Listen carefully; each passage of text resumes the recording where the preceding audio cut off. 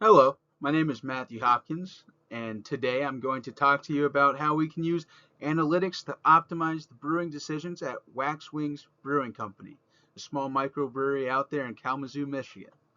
Now, I will walk through the business context, the data that I use, the predictive and prescriptive models that we built, and then I'll show you how those models lead to a concrete profit maximizing brewing schedule that still keeps the tap list fun and offers a variety. Here's a quick rundown of what we're going to go through. First, I'll introduce the business partner, Wax Wings Brewing Company. I'll describe the brewing context. Then I'll go on to explain the business problem and why it matters to Wax Wings. After that, I will outline the project goal and the data sources that we've used. I'll then move on and get into the analytics, right? How I prepared the data, how we estimated the taproom demand targets, the batch yields, and the predictive regression model that we learned from weeks 6 to week 8. And finally, we'll get to the prescriptive optimization model that we built using Excel Solver. After that, I'll show you the optimal brewing schedule, right? I'll interpret what it means for the business, and we'll close with some recommendations, the next steps, and a couple visual summaries for the taproom demand and brew cycles. My business partner for this project is Wax Wings Brewing Company. They focus on high quality, small batch, hop forward beers, especially their IPAs. Now, they sell directly to the consumer in their tap room, and they also have wholesale sales to their distributor, Imperial Beverage. Now, the owner has two goals when it comes to his company, and sometimes they pull in different directions. On one hand, he wants to offer a fun and varied tap selection to keep his regulars coming back and always engage with new IPAs, new sours, you name it. But on the other hand, he also needs to keep the distributors supplied with a consistent and reliable base product so that the relationships with the distributors and those consumers remains strong. Now, these competing goals can make the brewing decisions very important as well as very tricky, especially with the limited capacity and the small margin for error that microbreweries naturally have. Right now, the brewing decisions at Wax Wings are mainly on intuition and informal discussions. Now, this works up to a certain point, but it does bring about several crucial risks. Now, there's three main goals that must be balanced. You need to avoid taproom stockouts of your popular styles of beverages. You also need to maintain a variety across your IPA, sours, barrel aged, and your lagers. Third of all, you also need to prevent a situation where your distributor is flooded with only one type of beer. Now, if your brewing schedule is misaligned with the actual demand, then the brewery is going to miss out on potential sales in the tap room, could lose a variety that it has on draft, and it can also add a strain on its relationship with the distributor. Now, all of these outcomes can reduce the profit and even hurt the brand.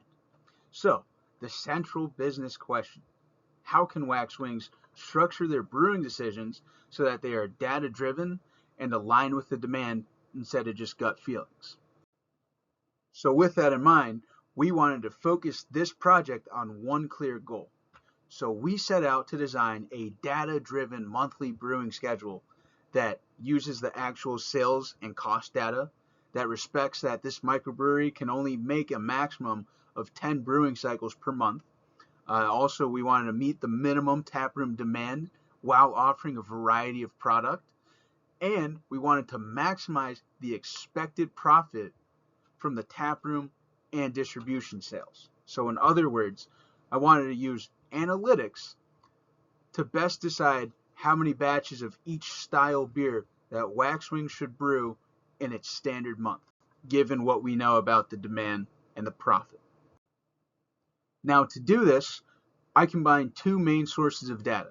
The first being the Square transaction history, which covers about 2 weeks of taproom and online sales. It provides check level records with the date, the time, net sales, and a description field for what was purchased with each transaction. Now, the second source of data was the Wax Wings Brewing Product Cost 2025 workbook, which was provided by the owner. Now, this workbook contains the batch sizes in barrels, gallons, and ounces, as well as the cost of ingredients, labor, cost of packaging, and the taproom and distribution prices, as well as the profit margin between those two types of sales. So together, these two sources of data allowed me to connect the observed sales patterns with the economic side of brewing, including the volume per batch and the profit per ounce of each style. The raw data needed several cleaning and transformation steps before it was usable. So first I had to filter out all the void and the non-sales transactions from the Square export. Then I had to split the description field so that each line item on a check became its own separate record. This made it possible for us to count how many pours and packages of each beer was sold. After that, I mapped out each beer into one of the four major styles: IPA, lager, barrel aged, sour. After that, we then converted all the pours in the packages, cans, into fluid ounces using the standard pour size and the package sizes. Finally, I aggregated the ounces by the style across the 2-week period, scaled it up to make a monthly estimate, and we then applied the shrinkage assumptions and had to round that up to the next whole batch to simulate and match the real-world brewing decisions. From the preparation work, I generated the minimum monthly taproom demand targets in fluid ounces. Now we can see that the rounded targets are listed there for the IPA, sour, lager, and barrel aged.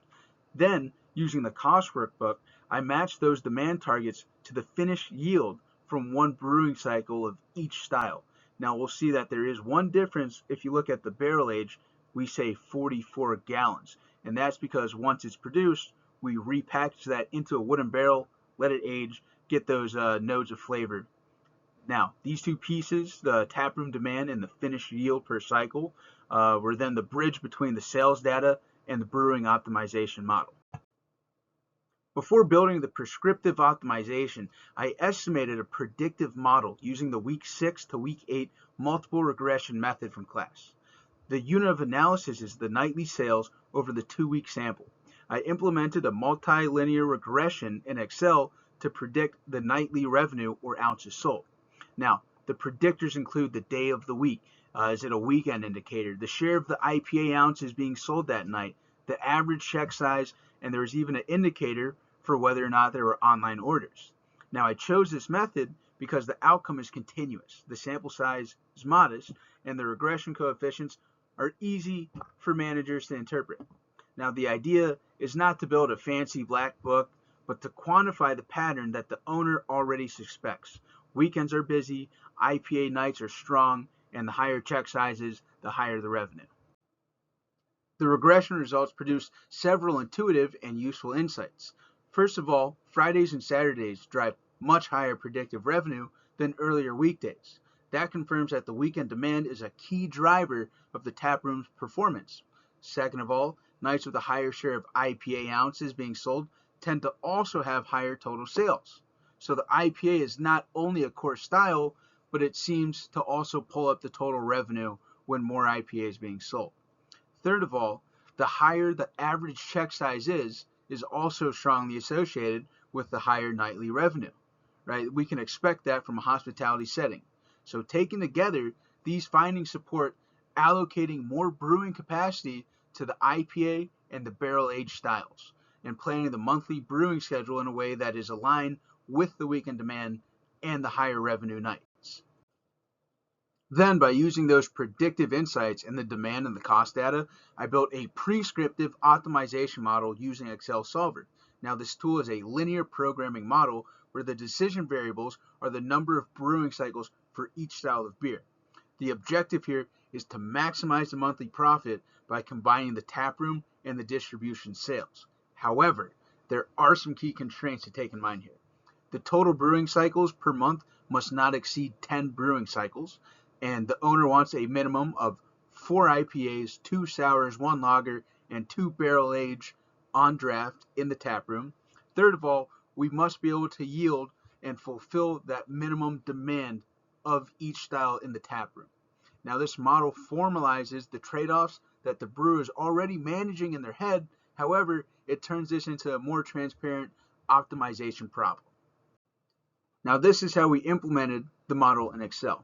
I made a whole new spreadsheet called Brew Ounces Model, and it contained one row per style. For each style, I had inputs such as the total production volume by ounces, the taproom demand in ounces, and the profit per ounce. The changing cells are the brew cycle counts for each of the styles, and those will be the decision variables that the solver will be able to choose. The objective cell is the total profit across all styles, and is calculated using the cycle counts, volumes, and the profit per ounce. Now, in Solver, I set the objective to maximize that profit cell, and I subjected it to certain constraints, such as the sum of all cycles is less than or equal to 10. Each style must meet the minimum demand required by the taproom, and as an optional constraint, I said that there's no single style can exceed the maximum share of distribution volume. So in other words, we want to avoid flooding the distributor with one type of beer. Once this is all configured, Excel Solver found the profit maximization combination for the cycle counts. So Excel Solver recommended the following brewing schedule for the month. It wants 4 cycles of the IPA, 2 sours, 1 batch of the lager, and it wants us to up those numbers to 3 cycles of the barrel-aged beverages. So this schedule, if you notice, it adds up and it uses all 10 possible brewing cycles per month. Now in terms of volume, we can see that this is the total production volume. There you see the IPA, sour, lager, and the barrel aged takes a significant jump upward. Now, all the taproom demand targets are comfortably met for each style, and the volume also leaves a substantial amount, roughly 165,000 ounces per month, that's now available for distribution or for aging, especially in the case of the barrel aged beverage. So what does the optimal brewing schedule mean in business terms? Well, first of all, it ensures a strong and varied tap list that emphasizes the IPAs and the barrel-aged beverages, which are both popular and very profitable. Second of all, it fully covers the taproom demand for all 4 styles of beer, so we significantly reduce the risk of having stockouts of our major products. Third of all, it generates a significant amount of remaining volume that plays a crucial role for strengthening our distributor relationships and for creating special releases that command higher prices. Now finally, because the model is built in a simple Excel workbook, the owner can go in once a month as new sales data and cost data comes, and he can use it multiple times rather than just being a one and done. Based on these results, I have several recommendations. First of all, Waxwing should adopt the Excel Solver model as a monthly decision support tool for their brewing schedule. This 4213 schedule can be used as a baseline when the demand is similar to the period that we just analyzed. Second of all, the brewery should treat the barrel-aged capacity as a strategic lever for both their profit and the variety of products they offer. By increasing the barrel-aged production within the capacity limit, they're able to achieve higher profit margins. Third of all, management should monitor what they give to their distributor. They don't want to oversupply one product. They want to be able to diversify to their distributor. Now, for future extensions, this model could be expanded to include the tank level scheduling and timing. It can incorporate more months of data to capture the seasonality, and it can also be used to the support analysis for new beer launches and other major events. To wrap it up real quick before we see the visualizations, I'd like to suggest again that Waxwings consider increasing their monthly batch production of their barreled aged products from 1 batch up to 3 batches. Their barreled aged beers are among the most profitable offerings, however, they're brewed in relatively low volumes by ounce. The optimized schedule rebalances that mix while still maintaining a variety across all 4 styles. Now, from a distribution perspective, Waxwings can use this additional barrel-aged volume in several different ways. It could sell the barrel-aged in kegs to the local surrounding bars and restaurants, and it can also use bottle sales through their tap room and potentially seek out other direct-to-consumer bottle sale methods through national distribution channels. Overall, this project shows how a small microbrewery can combine their sales data, cost information, and optimization tools to make a more systematic brewing decisions that support both fun in the tap room, fun experiences, and sustainable profit. This visual compares the minimum taproom demand targets to the monthly production volumes under the optimized 4213 brewing schedule. For each style, you can see that there's a bar for the demand target as well as a bar for the production volume. The key takeaway is that under this optimized brewing schedule, the production for each style sits well above the taproom demand line. That gap between those two bars represents the volume that can be directed to distribution, or in the case of the barrel-aged products, to longer-term aging and to special releases. Now, visually, the chart confirms that the schedule is conservative enough to fulfill the minimum taproom requirement while still leaving plenty of room to grow revenue through external channels. This final chart summarizes the optimal brewing schedule in terms of brew cycles per style per month. Now you can see that the IPA and the barrel age together account for 7 of the 10 monthly brewing cycles. That reflects their popularity as well as their higher profit contributions. Now, the sour has 2 cycles to provide variety and also meet demand, and the lager only has 1. However, that still leaves a clean, approachable option on the tap. One's better than none. This simple visualization makes it easy to communicate to the owner and to workers, rather than showing them a list of equations and different data sets. We can say, hey, take a look. Each month, plan for 4 IPA cycles, 2 sours, 1 lager, and up the barrel age to 3 batches, right? We can adjust this up and down based on the new data that we obtain as the months go on. We can prioritize and evolve. Thank you for your time, and I'm happy to take any questions about wax wings. If you're ever in the Kalamazoo area, make sure you stop on by and tell them I sent you to go pick up one of their barrel-aged stouts. You won't get a discount, but you'll get a great tasting beer.